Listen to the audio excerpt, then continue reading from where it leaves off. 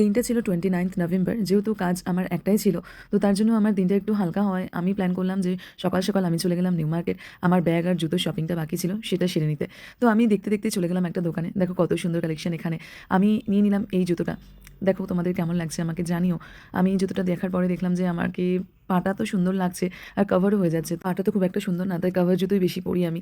তো যাই হোক আমি নিয়ে নিলাম এরকম একটা জুতো। আর দোকানটার নাম চলো তোমাদের বলাই হয়নি। দোকানটার নাম হচ্ছে ক্লাসিক ফুটওয়্যার। তো তোমরা যারা নিউ মার্কেটে যাচ্ছ আর জুতো শপিং করতে যাচ্ছ তোমরা অবশ্যই এই দোকানটা ভিজিট করো। आपका एड्रेस बता दीजिए। हमारा एड्रेस है 52 बटरम स्ट्रीट न्यू मार्केट। আমি ওখান থেকে বেরিয়ে গেলাম ব্যাগে শপিং করতে, কারণ আমার হাতে টাইম খুব কম ছিল। মাত্র ১ ঘন্টার জন্য আমি শপিংয়ে বেরিয়েছিলাম। তো তারপর আমি চলে গেলাম একটা ব্যাগ নিতে। এখান থেকে একটা ব্যাগ নেওয়ার পরে আরও একটা দোকানে গেলাম, সেখান থেকে আরও ২ টো ব্যাগ আমি নিয়েছিলাম।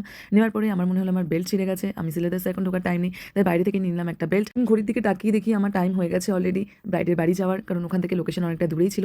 তো আমি চলে এলাম পার্কিংয়ে। ওখান থেকে আমি বেরিয়ে পড়লাম আমার ব্রাইডের উদ্দেশ্যে। দেখো আমি ব্রাইডের লোকেশনে চলে এসেছি। আমার ব্রাইডের লোকেশন ছিল ভোজেরহাট। তো দেখো আমি যাওয়ার পরে ব্রাইডের সাথে তো দেখা হয়ে গেল। আর ব্রাইড জিনিস কিছু খুঁজে পাচ্ছিল না, তাই ও পুরো পাগলের মতন খুঁজছিল। ওর লেহেঙ্গার ব্লাউজও খুঁজে পাচ্ছিল না। যা হোক ও খুঁজতে খুঁজতে আমি জেনে নিলাম ও কিরকম লুকস চাইছে। কিন্তু সিম্পলের উপর গর্জিয়াস হবে। ঠিক আছে চলো। ফার্স্টে আমি ওর হেয়ারটা করে নিয়েছিলাম। ওর হেয়ারটা অনেকটাই লং ছিল। দেখো ব্রাইডের হেয়ারে মানে এত সুন্দর হেয়ার ছিল আর প্রচুর লং ছিল। আমি এক্সটেনশন লাগিয়েছি, এক্সটেনশন পর্যন্ত ছাড়িয়ে গেছিলো ওর হেয়ারটা। আর ও কোনোদিন শ্যাম্পু ইউজ করেনি। ও নাকি রিঠা দিয়ে ওর হেয়ার ওয়াশ করে। তো আমার তো বেশ ভালো লাগলো, একদম অন্যরকম শুনলাম একটা। তো দেখো তারপর আমি ওর মেকআপটা ডান করে ওর জুয়েলারিগুলো পরিয়ে দিলাম। ওর ওড়নাটাও সেট করে দিলাম, বিকজ ও মাথায় ওড়না লাগাবে, এটাই ওর রিকোয়ারমেন্ট ছিল। তো তারপর আমি ওর রিভিউটা জেনে নিলাম যে ওর কেমন লাগলো সাজটা। কেমন লাগলো তাহলে সেজে?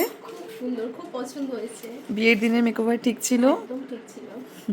আজকে লুকটা ঠিক লাগছে তো? হ্যাঁ, হ্যাঁ, হ্যাঁ। দেখলে তো আমার মিষ্টি ব্রাইডকে কত মিষ্টি লাগছে। আর এখানে আরেকটা কথা বলার, এখানে আমি যখন সাজেছিলাম আরও পাশে মেকআপ আর্টিস্টরা ছিল যারা পার্টি মেকআপ করছিল ওদের গেস্টদের।